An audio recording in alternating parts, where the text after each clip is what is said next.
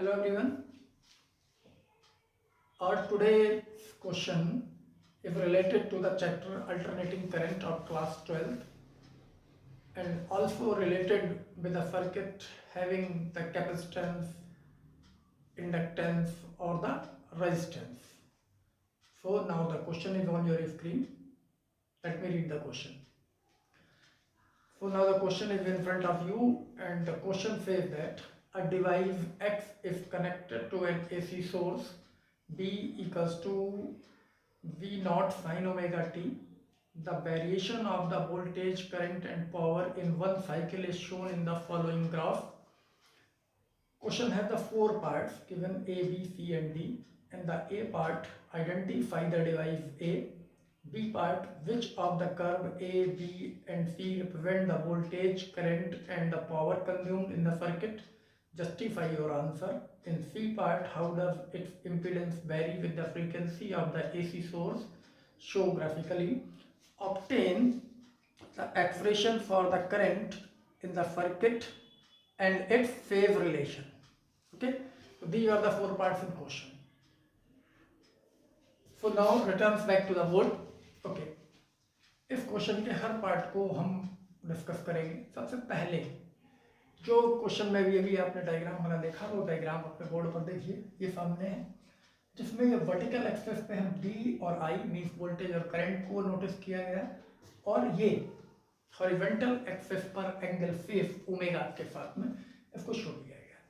तो सबसे पहले एलसीआर सर्किट या एसी करंट से रिलेटेड जो ग्राफिकल क्वेश्चन होते हैं उनमें मैं आपको बता दूं कि जो ग्राफ रिप्रेजेंट होते हैं इनमें वोल्टेज, करंट और पावर तीन की बात की गई है। इनमें से जो डॉटेड ग्राफ आपको दिख रहा है, तो जिस सर्किट के ग्राफ प्लॉटेड में ये जो डॉटेड वाले ग्राफ आपको दिखें तो डॉटेड नॉर्मली रिप्रेजेंट करता है किसको?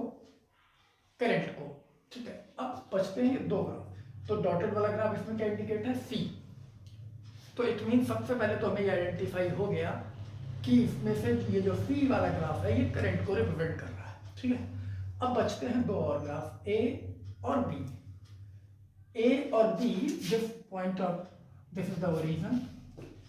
ए वाला कर्व भी जीरो से स्टार्ट हो रहा है ओरिजिन से और बी वाला कर्व भी जीरो से स्टार्ट हो रहा है। तो जो मैथ्स के स्टूडेंट हैं वो इजीली जानते हैं कि there are two curve, sine curve और cosine curve.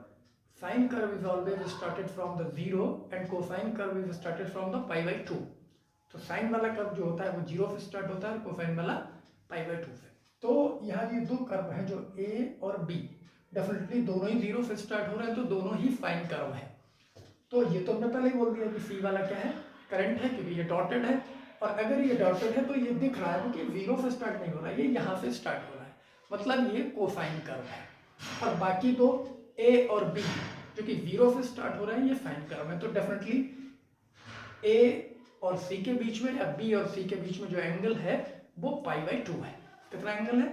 Pi by to है, मीन्स 90 डिग्री है। तो डेफिनेटली इस ग्राफ में देख सकते हैं सी पाई बाई टू से स्टार्ट हो रहा है और बी और ए से स्टार्ट हो रहा है। ए और बी में वोल्टेज कौन सा है अभी हम इसकी बात नहीं कर रहे हैं, बट ए और बी में से दोनों में से जो भी वोल्टेज है उससे current pi by to forward है, मतलब उसको लीड कर रहा है। और हमारे पास तीन कंपोनेंट होते हैं, कैपेसिटर, इंडक्टर एंड रेजिस्टेंस। इसमें सिर्फ एक ही कंपोनेंट ऐसा है जो कि कैपेसिटर, जिसमें करंट वोल्टेज को लीड करता है वाया फेज कितने? पाई बाई टू से, जो कि इस डायग्राम में दिख रहा है। तो सबसे पहले डिवाइस आइडेंटिफाई करनी थी, तो उसमें हमारा जो ए पार्ट है उसका आंसर क्या होना चाहिए?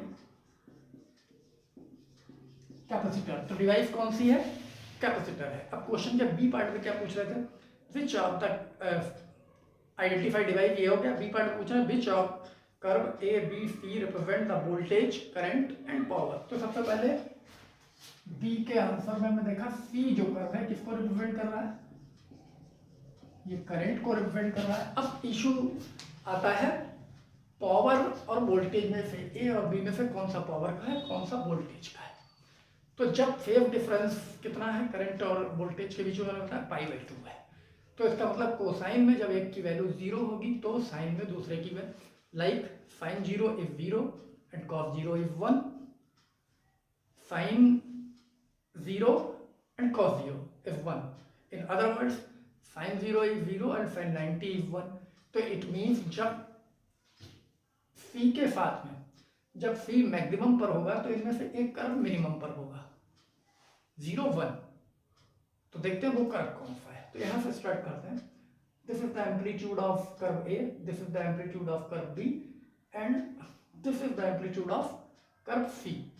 तो हम यहाँ पर देखते हैं, ये टोटल यहाँ से यहाँ तक पाई है, पाई से यहाँ तक 2 पाई, मतलब ये जो गैप है वो कितना है, पाई है। और ये जो हाफ लाइन शो हो रही है, दिस इज यहाँ से यहाँ पाई बाई 2, फिर यहाँ से यहाँ पाई by 2, that is pi by 2 plus pi by 2 पाई, फिर let's so on.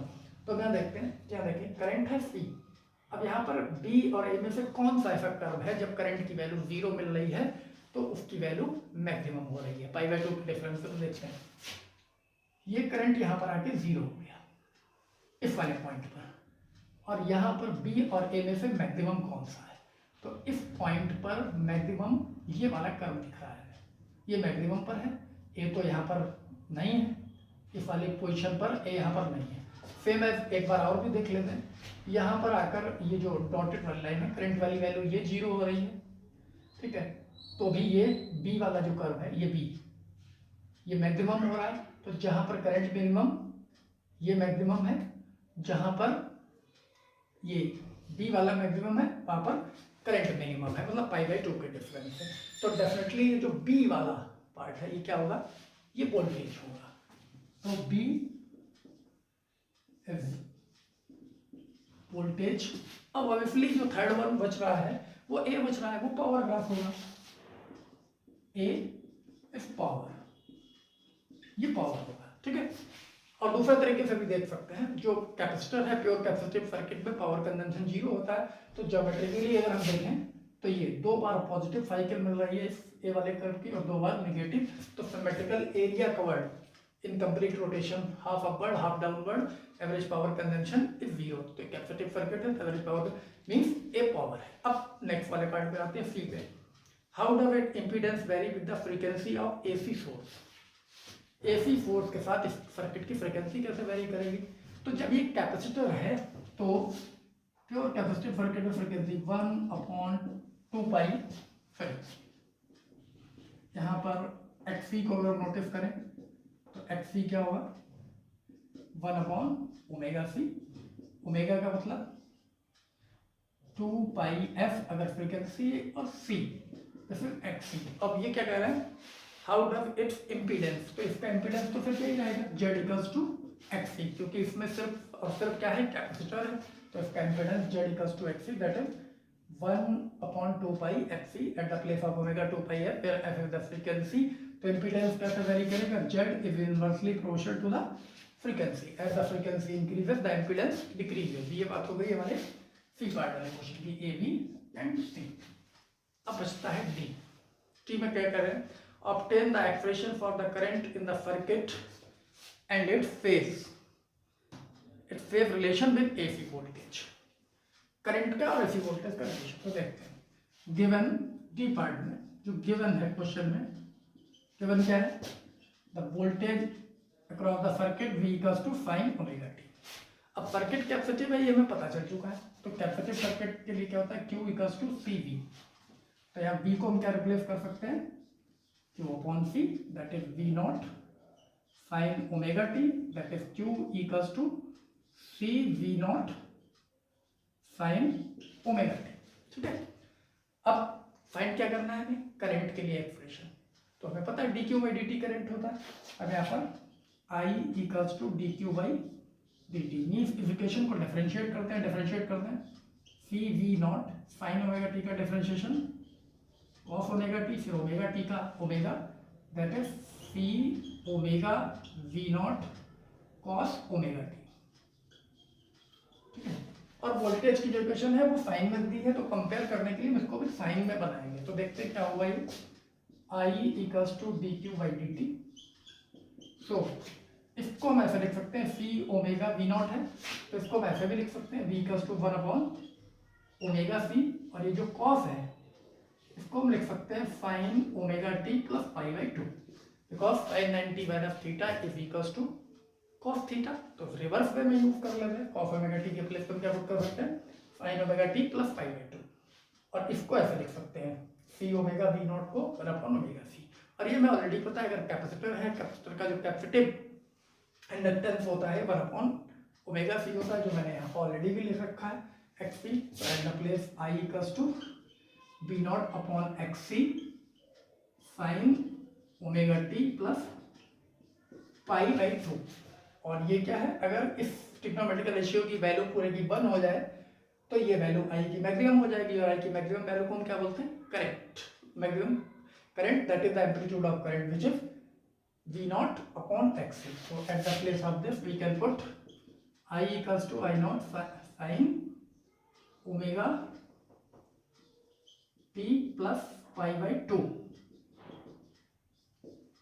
so this is the expression for the current of the circuit for which the graph is given।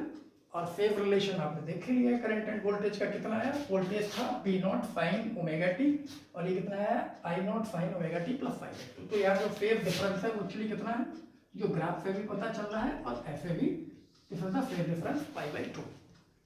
so I hope now the solution of this question is understood।